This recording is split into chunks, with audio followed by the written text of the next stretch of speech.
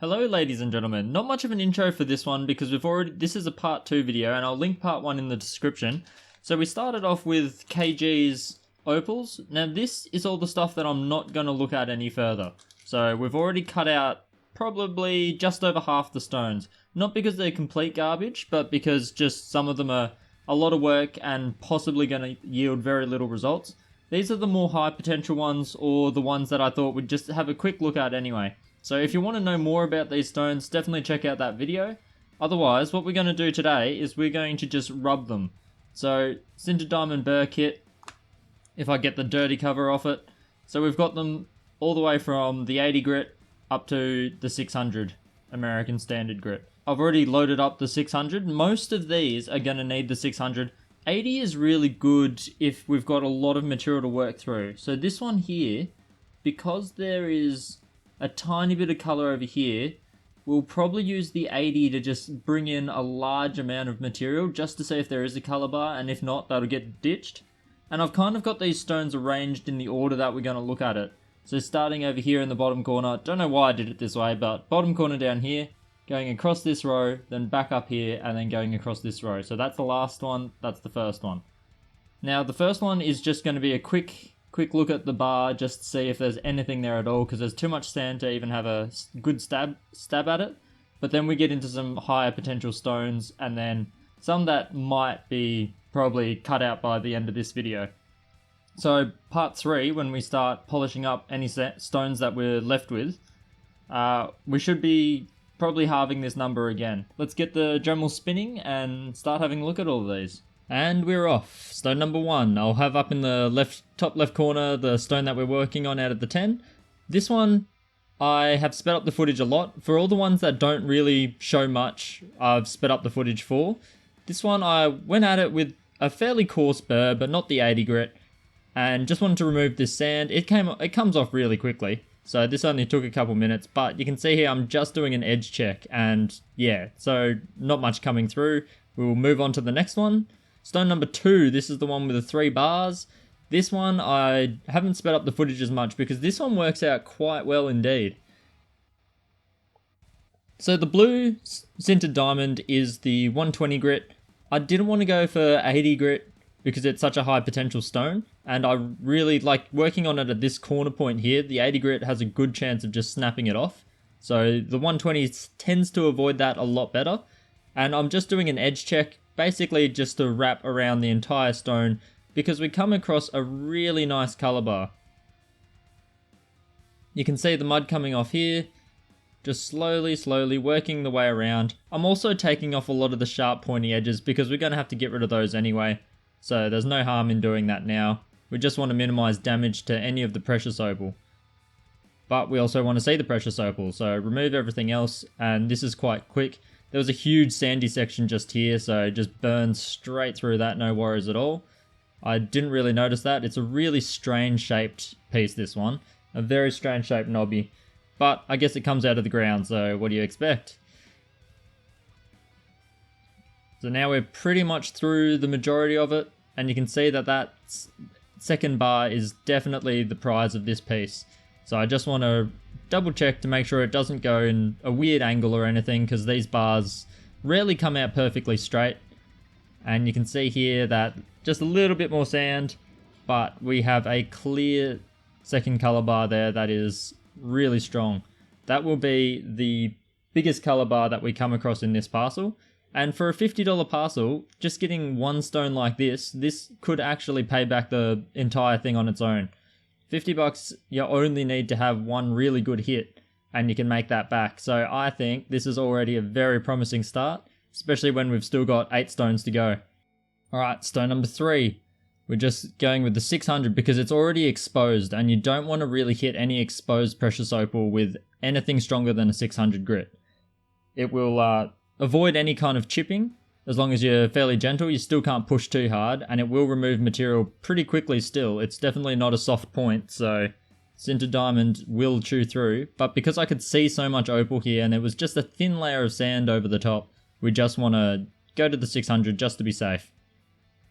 And you can see that it's just revealed the color, and I'm looking around the stone, but I'm not seeing much. I'm just going to quickly check to see whether the bar travels anywhere at all, but unfortunately it doesn't look like it. And then we move over to the P-knobby, once again exposed. It's also a really sandy, soft material that I'm trying to get rid of, so the 600 is fast enough for me to go at it with that. And I'm just checking the opposite edge to the color bar that I can see and getting rid of any of the really loose, muddy sand.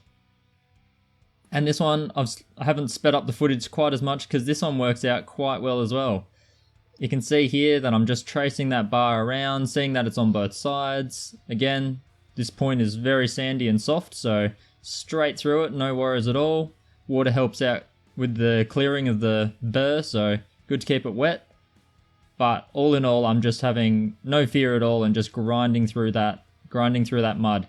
I do get a bit worried with pieces like this because of that softness. It can be fairly unstable, which is another good reason to use the 600. But this one is quite a solid piece, so it doesn't worry about that at all. And because it's a small piece, I thought I might as well work it and reveal the face fully. So we just go at the top, and it's a little bit disappointing because the sand isn't spread across the face of it evenly. So you can see there that there's kind of pits of sand that I work away here. And that means we're going to end up with a bit of a uneven kind of stone, but you can see that rolling flash of green and gold coming across. So it's a really nice stone, very small, and a couple sand spots that I'm just kind of working out a little bit. But I don't want to get rid of them fully with the 600 anyway. It's a bit too coarse. And then you see I switch to the 80 grit because this is a bit of a rough piece, and I'll speed up the footage a lot here because this one, it was just a check of the edges, but there's a lot of mud on top, and I thought there is a little bit of color, a little bit of a purple glow to it, so I took down the face, and unfortunately, it's, the sand. You can already see that it's not coming out quite as easily as I would like, and so it ends up being a bit of a sand shot piece. Stone number 6. It looks very similar to the other one, but it's a seam opal, so we're just going to check the edges as per usual. Drop back grit a little bit here, but it's still the red burr, which is quite strong. And we're just getting rid of all of that crusty part.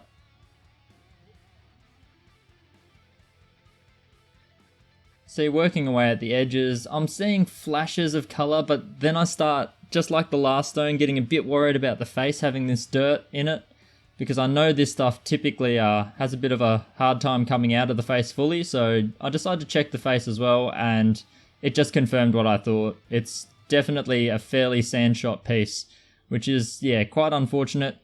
And you'll notice that every now and then, you can see my burr is coming further out of the handpiece. That's due to two things. Pushing really hard with these strong burrs causes a lot of friction and loosens its grip. But also this multi-chuck is getting a little bit worn, so it's not holding the burrs as well as it used to. So I do need to retighten every now and then. But of course it looks like I've forgot to do that between these two stones, so it's still sticking out a little bit more than I would like, but I'm not pushing so hard this time, so it's alright. As long as it doesn't get unbalanced, that's when you've got some issues. Now the red burr is a 240, and I think I probably could have dropped back towards the yellow 600 for this one because there is a bit of exposed opal, but I just avoided the areas that were exposed and got this one to come through. Big chunk off the side there. It was looking very fractured at the beginning, so I was not surprised by that, and I wanted it to come off, so glad it came off in one piece nice and quick. And then just working on the face area, but not going too far because, like I said, the red burr is a little bit too aggressive. You don't want to be grinding good opal with that red burr. Those scratches take a while to get out, and we have to go over this with the 600. Then I go a bit coarser because this one I go and take away quite a bit of material to just try to check to see where this bar ends. I can see that it's going crooked, so I'm just wondering if I can get it even close to the opposite edge.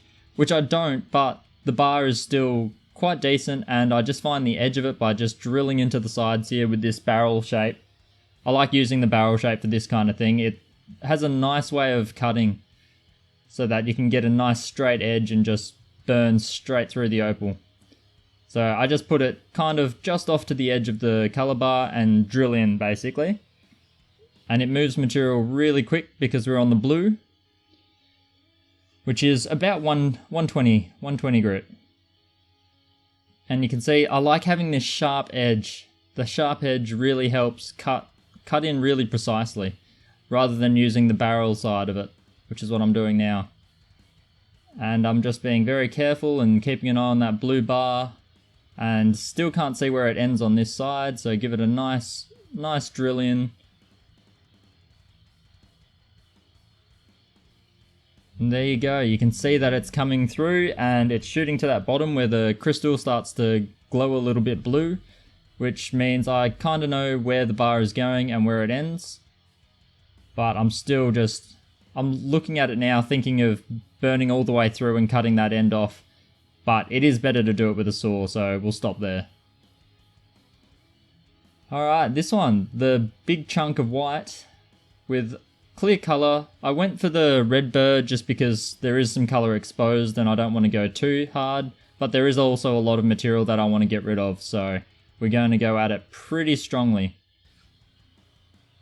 Just working on the crystal face, the top side of it, just trying to get rid of some of those sand spots, and there I stumble across a yellow colour bar that I didn't expect. And so once again, I want to trace where that yellow colour bar goes, so working the edge, just trying to see if it goes all the way around and wraps around the entire stone, because it's an interesting colour and it's not that common, so I like to double check to see where it goes instead of just tunneling in on that crystal piece up the top. And you can see here just working away that pointy edge. It has to go at some point, might as well get rid of it now. There's a bit of sand in there which I don't fully chew out because it's really close to the opal and this burr is a little bit aggressive and a little bit big. We'll go to the 600 smaller burr. But just working on the face, getting it close but not getting right down to the colour.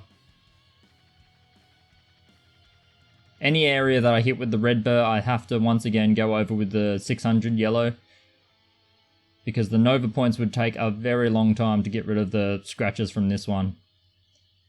And there I can see the yellow colour bar really clearly. My fingers are getting a bit wrinkly at this point. I did all of these stones in one sesh, and that was, for the 10 stones, I guess it probably only took a bit over half an hour just to rub them all back, maybe a bit under half an hour. But with your hands in the water for that long, they do start getting wrinkly, like you've been sitting in the bath for an hour. And then the final stone. The final stone. This was probably the one that I had the least, well, it was at the end of the line, so you can tell that I had the least enthusiasm towards it. Didn't expect a lot, but there's just that little spot of colour. And so I work around the vicinity of it without actually touching it, and just drilling in just to see if that's the edge of a pocket of colour that's going to travel through the stone. But unfortunately, I have a good hunt around all sides of the stone, just drilling in under that black potch. And unfortunately, all I find is potch. Alright, and here we are. So that's the same 10. Now, only 4 of the burrs in my kit were not used in this run. So you can see here, I've managed to use quite a range of grits and sizes and different kinds of shapes. It's really handy to have a good mix because you'll get really good at deciding which burr to use after a while. And it's particularly important when you're just working a whole range of stones. I typically like to just make sure that I just use one burr and just set aside a whole bunch of stones that need the 80 grit and then just do that so you don't have to change over and over again. But for this one, I just kept changing through. And if we look at some of these stones now, so this one here, it was quite a quick investigation and there's just no colour in it. So that will now go to the rejects pile. This one here, we were always thinking this would be probably the best stone, and it is. There's a nice thick, deep blue-black bar in there. Green-black up here. If I get really tricky, I could slice down the middle and maybe split those two into 2 different stones, but I don't think so. I think it'll be a double-sided stone.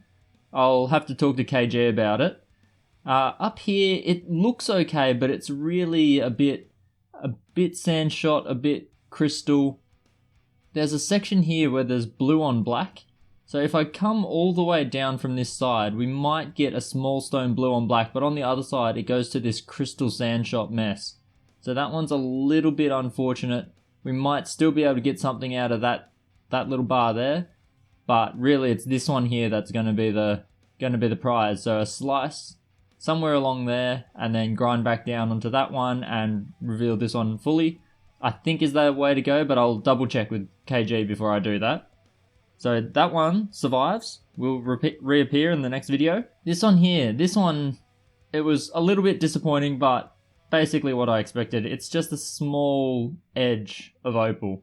So if there was another piece over here, it would look really cool, but this one isn't really a bar, it's just the tail end of a bar. So we've just got a little surface here with some color. It could be sliced and toothpick dopped. It does have some nice color in this section just here, you can see. All in all, it's going to be hard to get too much from it. It may be worth saving and salvaging something from. So that one might reappear as well. The little sliced in half P-Nobby. God, I wish it wasn't sliced in half and we had the full thing, because this thing has some color. Look at that.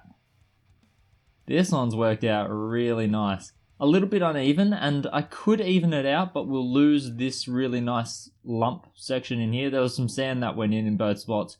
There's actually still some sand in the sand spots. If I zoom in a little bit more, you can see it. So a little bit of sand, but those will work out, and you'll have a nice little rolling, flashy stone. Mainly yellow and green. The green and gold is pretty popular color combination, so I'm quite happy with that, and that will have to continue on and get a polish. This one here, unfortunately, just sand shot nightmare, and the color only went in just a tiny bit on this edge, similar to that other stone. So unfortunately, that one is now going to be out of the runnings. This one here, pretty similar. It's just two sand shot, and the color is only up against this edge here. It didn't go all the way through. You can see I've checked it in there. Unfortunate, but it wasn't a color bar, it was just a little color patch. Still could salvage a really small stone maybe in there if that sand clears, but I don't think it is. So that's gonna not carry through. This one here is interesting. So there is definitely a stone possible just up there. It's very much a white opal, and it really won't leap out at you, but there's also another little bit of color running along here. It doesn't look any brighter, so most likely there's a small stone here, and we'll try to polish it up and see if it jumps out a bit more. I'm not quite down on the bar. That big lumpy part there needs to come down a little bit more, and who knows, we might get something from it, but there's only one way to find out, and that's to carry it forward. Now this one that I've cut into a weird looking fish, it's definitely a nice blue on black, but it's going to be really small. So I've ground back here just trying to trace the bar, and it seems to go just here. So a small blue on black stone just there is quite possible. The bar is really angled, it's actually sitting flat like this. So that'll be a little bit difficult. It will have really thin backing on this side. This is where the bar peters out. So you can see it there, just a bit of an awkward stone. I think something can come out of that one still, so we'll keep it. I do love the dark blues, the Lightning Ridge Opal. I think it looks quite sinister and good. Now this one is similar to the other white, except a lot better. The top part here is a nice crystal. There's a little bit of a white cap on it still that I'll carve off. Just underneath it, beautiful color. And then right down the bottom here, there's actually a gold color bar that I saw while carving. It's most clear on this side, and then it kind of just wraps around and then hits right on this bottom edge. So this one, I don't know if we can get this yellow to come out. I want to kind of get that to be the underside, so it's like a double-sided stone, because there's a little bit of potch in between, and I don't think we're going to get much going in from this end, so it'll have to be the back, but there is a really nice little opal up here. So we'll see how that one goes. I reckon that is a small cabber. Then the final stone that just had a spot of color, and well, we hunted for more and there was nothing else left. It's just in there. And see how there's that little crystal part in amongst the cloudy potch? That crystal part is literally the precious opal. So the world's smallest opal right in there. It's a little bit annoying, but it was worth checking around, just in case that it shot through and hit this dark up here and then came all the way through. But yeah, from what I can tell, it doesn't look like anything's there. And that one's going to have to drop out of the running as well. So really, we've got now about half of them remain. 6 left. This one definitely got 1 stone, possibly a double-sided stone, maybe a second small stone. This one here, nice little white stone. This one should be a good blue-black, but it'll need a bit of a slice. That crystal on the top, we might just cab straight to just that, and then there, you've still got a nice small cab there. And then the little P-knobby. The little P-knobby. I mean, look at it when it's in the water. That's what it's going to polish up to. You can see the little sand spots. There's a sand spot there. Another one just there. But you can see how bright that is. That's definitely going to cab up into a nice little stone as well. So I think we've got a couple that I'll do a bit of a standard kind of cabbing job on. And then this one might need some creative carving. This one will probably need some creative carving. And yeah, this one we'll just try to save something from. So $50 Lightning Ridge parcel, and it's already looking like there's definitely a few pieces in it. So I think we could possibly make the money back if we can get this one to work with that double-sided stone, and this one here is also one that I'm really hoping works out. The 3 little crystals here, they can all contribute as well. So I think, all in all, for $50, I would be pretty happy with that. And yeah, we'll just try to lock it in and get a whole heap of stones out of it. Next video, we'll be doing the final cutting and polishing for any stones that have potential. And on that note, I'll see you guys on the next one.